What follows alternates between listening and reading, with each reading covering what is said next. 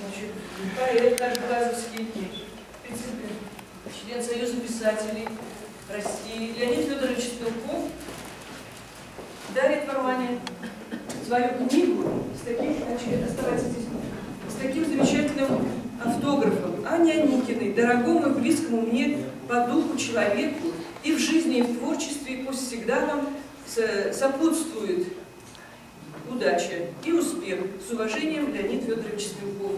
Может быть, что-то ответное?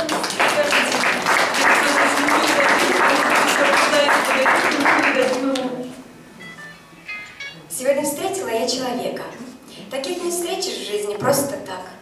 Рождаются такие раз в полвека, и им по жизни нужно ставить флаг.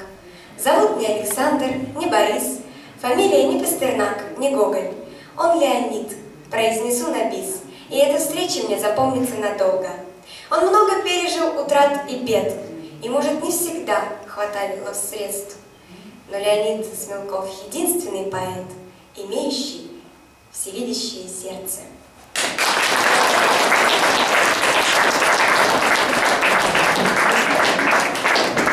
Общество русской культуры города Глазова благодарит Анну Аникину, студентку Глазовского педагогического института, за участие в Днях русской культуры.